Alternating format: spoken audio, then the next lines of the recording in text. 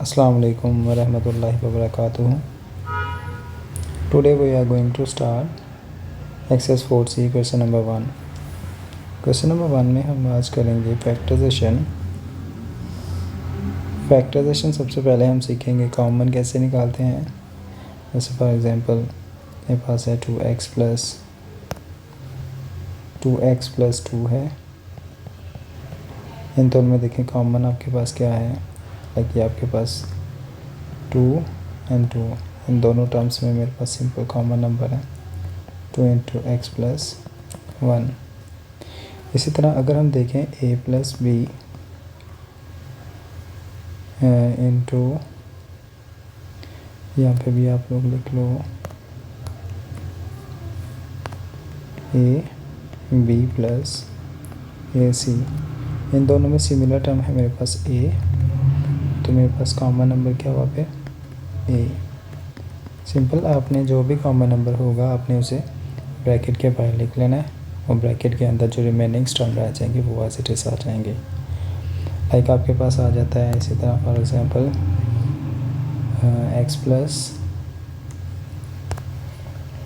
X square plus 2x।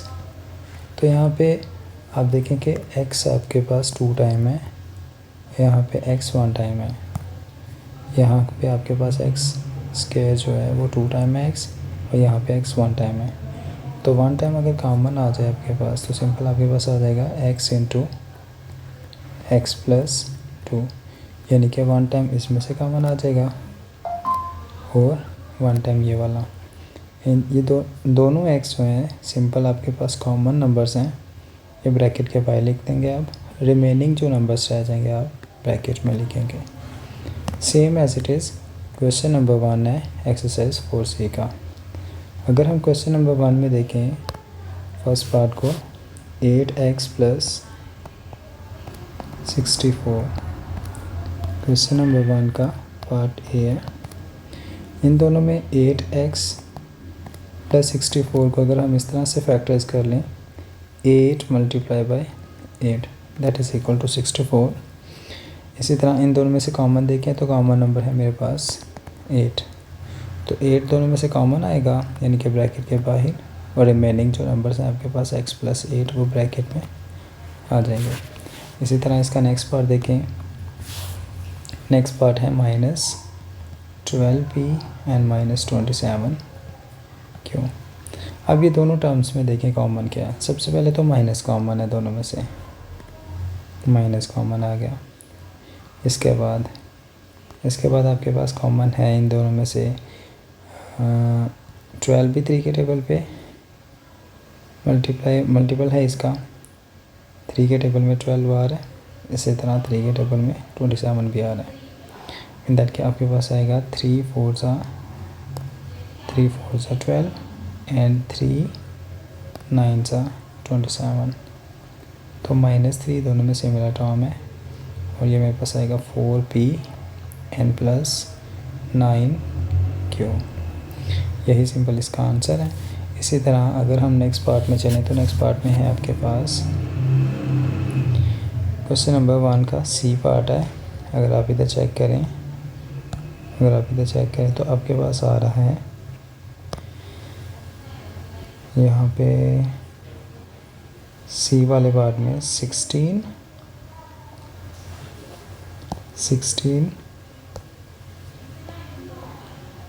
यहाँ पे आपके पास आएगा 16 AW प्लस 20 AV। इन दोनों में 4 के टेबल में कॉमन है ये 4 4 सा 16 एंड 4 5 सा 20, यानी कि आपके पास यहाँ पे ये लाइन के ऊपर अगर आप चेक करें तो ये आपके पास आ रहा है 16 AW प्लस 20 AB। सबसे पहले कॉमन है A, ठीक है। उसके बाद कॉमन है आपके पास, सबसे पहले है कॉमन है A, उसके बाद है 4 into 4 time W plus 5 time V। तो ये सिंपल आपका आंसर है। यहाँ पे हम इस एक्सरसाइज में क्वेश्चन नंबर 1 में जस्ट कॉमन नंबर्स निकालना सीखते हैं। अगर क्वेश्चन नंबर 2 की बात की जाए तो क्वेश्चन नंबर 2 में सिंपल हम क्या करेंगे, वहाँ पे एक्स स्क्वायर लाइक मैंने जो एग्जांपल आपको पहले दी थी एक्स स्क्वायर वाली फॉर्म में आ जाएंगे आपके पास common numbers. Y square minus 18 Y square minus 6 Y है, यहाँ पे भी सिंपल 6 वाई कॉमन आ जाएगा। जैसे यहाँ पे मैं लिखता हूँ question 18 Y square minus 6 y, question number 2 का बी पार्ट। अगर हम इसको चेक करें तो इन दोनों में से कॉमन नंबर है 6 वाई, यहाँ पे ये 6 के टेबल में 18 आ रहा है, 6 3 सा 18 एंड 1 टाइम कॉमन बाहर वाई चला जाएगा तो रिमेनिंग मेरे पास रह जाएगा 1 टाइम वाई माइनस, यहाँ पे जब कुछ भी नहीं नंबर रहता कॉमन में वहाँ पे 1 आ जाता सिंपल, ठीक है। तो ये आपका आंसर आ जाएगा। नेक्स्ट है आपके पास question number 3। Question number 3 is a very important. Question number 3 में हम सबसे पहले फैक्टराइजेशन सीखने के लिए 2 कंडीशंस का आपको आना चाहिए। वो जो 2 कंडीशंस हैं सिंपल आपके पास है। फर्स्ट वाली कंडीशन, जब भी आपके पास क्वाड्रेटिक इक्वेशन आ जाए, क्वाड्रेटिक इक्वेशन किसको हम कहते हैं, जहाँ पे वेरिएबल्स में पावर 2 आ जाती है। लाइक आपके पास इस तरह की फॉर्म आ जाती है x square plus 2x plus 3, तो ये आपके पास क्वाड्रेटिक इक्वेशन है। क्वाड्रेटिक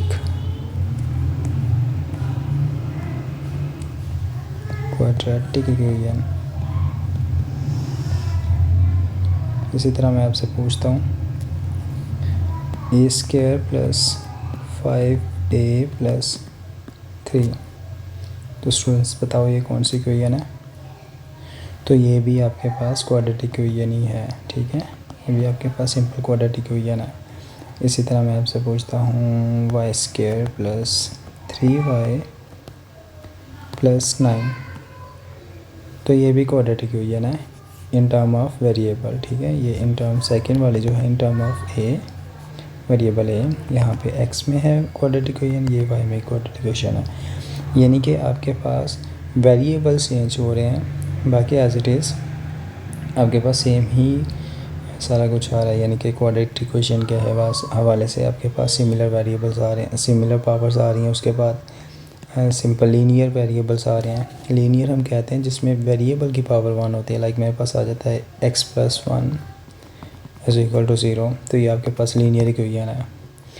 इसी तरह आपके पास अगर एक्स स्क्वायर प्लस 2 आ जाता है इज इक्वल टू 0, तो ये आपके पास प्योर क्वाड्रेटिक इक्वेशन है। यानी कि इसमें लीनियर इक्वेशन नहीं है, तो इसका मतलब है ये प्योर क्वाड्रेटिक इक्वेशन है। तो अगर मैं लीनियर और प्योर क्वाड्रेटिक इक्वेशन को दोनों को मर्ज करके लिख दूँ तो ये आपके पास आएगा एक्स स्क्वायर प्लस 1 प्लस 2 कितना हुआ 3, और ये आपके पास आ जाएगी quadratic equation. Q dot E mean that के क्वाड्रेटिक इक्वेशन। अब आपके पास नेक्स्ट आता है क्वेश्चन नंबर 3। क्वेश्चन नंबर 3 समझाने से पहले मैंने रूल्स लिखवाने थे। वो रूल्स ये हैं कि आपने जब भी क्वाड्रेटिक इक्वेशन को देखना है तो सिंपल आपने ये रूल देख लेना, एक दफ़ा पढ़ लेना है। First and last term multiply last term mean that के नंबर्स में मल्टीप्लाई करना है आपने। Multiply number 2, center term break into 2 parts. ये आपने सिंपल हर इक्वेशन के ऊपर यही प्रोसेस अप्लाई करना है। जब भी आप इक्वेशन लिखेंगे तो यही दोनों प्रोसेस अप्लाई करेंगे। सिंपल आपके पास फॉर एग्जांपल क्वेश्चन नंबर 3 का ए पार्ट आ जाता है, तो यहाँ पे हमारे पास सिंपल है A square plus 9a N plus 8। तो यहाँ पे देखिए ज़रा, हम रफ वर्किंग का एक कॉलम ड्रा करेंगे और यहाँ पे 2 पोर्शंस ले लेंगे, सम एंड मल्टीप्लाई। सम में first and last term multiply करेंगे, मतलब coefficient of X square that is equal to 1। First and last हम मल्टीप्लाई करेंगे तो 8a आएगा, तो वो मल्टीपल वाले क्वेश्चन में लिखेंगे। इसी तरह सेंटर टर्म को हम सेपरेट करेंगे 2 पार्ट्स में। तो ये हम सम की जगह पे लिख लेते हैं 9। अब यहाँ पे देखो ज़रा, हमें चाहिए सेंटर टर्म को हमने सेपरेट करना है। देखिए जो सेकंड वाला पॉइंट है, center term break into 2 parts. हमने चेक करने हैं 8 के मल्टीपल्स कौन कौन से हैं। फर्स्ट ऑफ ऑल यहाँ पे मेरे पास है 1 multiply by 8 is equal to 8, 2 multiply by 4 is equal to 8 and 8 multiply by 1 is equal to 8। और साथ हम चेक करेंगे कि यहाँ पे हमें जो सेकेंड रिक्वायरमेंट है, सम में हमें चाहिए 8, यानी कि हमें वो नंबर्स फाइंड करने हैं जिनको मल्टीप्लाई करें तो 8 आए और उन्हीं दो नंबर्स को ऐड करें तो सम जो मेरे पास है ऐड करने से 9 भी आना चाहिए। तो देखें ज़रा यहाँ पे 1 multiply by 8 is equal to 8 and 1 plus 8 is equal to 9। तो यहाँ पे चेक करें ज़रा, 1 plus 8 that is equal to 9। अब for example 2 multiply by 4 is equal to 8 है, हम ये चेक कर लेते हैं। तो 2 प्लस 4 इज़ इक्वल टू तो 6 होता है। तो इसका मतलब है ये तो रख ही नहीं सकते किसी सूरत में नहीं, क्योंकि हमारे पास ये यहाँ पे 2 प्लस 4 करने से 9 नहीं आ रहा। तो ठीक है, 2 प्लस 4 को हम नहीं रख सकते हैं। तो 8 मल्टीप्लाई बाई 1 लिखो या 1 मल्टीप्लाई बाई 8 लिखो, सिमिलर है। अब यहाँ पे क्वेश्चन ये है कि फॉर एग्जांपल मेरे पास 9a है, तो 9a की रिप्लेसमेंट पे मैं ब्रेक यहाँ पे पुट करने वाला हूँ 1 एंड 8 पुट करने वाला हूँ। तो आपने क्वेश्चन यहाँ पे ये आ रहा है कि हम साइन कौन से अप्लाई करेंगे। फर्स्ट वाला नंबर तो एज इट इज़ आप लिखें a² और लास्ट वाला भी +8 और सेंटर में आ जाएंगे मेरे पास 1 एंड 8। 1 एंड 8 लिखने से पहले हम चेक कर लें, यहाँ पे जो साइन है वो है मेरे पास प्लस, ये एज इट इज़ आएगा। और इन दोनों में जो ग्रेटर वैल्यू है वो 8 है, तो आप पहले लिखो 8, इसके साथ जो कोफिशिएंट इसका है a, वो एज इट इज़ आएगा इसके साथ। अब देखो 8 में 1 ऐड करेंगे या सब्ट्रैक्ट करने से 9 आ रहा है, तो 1 ऐड करने से आ रहा है ना 9, तो इस वजह से हम यहाँ पे प्लस का साइन लगाएंगे। साथ में बेशक 1a लिख लो क्वेश्चन को अंडरस्टैंड करने के लिए। अब इन दोनों में से जो कॉमन में नंबर है मेरे पास वो है सिंपल a। हम क्वेश्चन नंबर 1 एंड 2 में अच्छी सी प्रैक्टिस कर चुके हैं इसकी।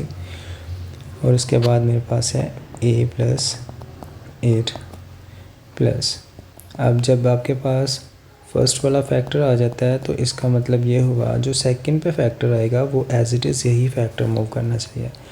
फॉर एग्जांपल मैं यही फैक्टर लिख देता हूँ a + 8। तो क्या इन दोनों में कुछ नंबर कॉमन है? अगर कुछ भी नहीं कॉमन मिलता और आपका फैक्टर भी सेम हो रहा है, यानी कि plus with sign plus and minus के साथ, तो देन आप सिंपल 1 लगा दिया करेंगे।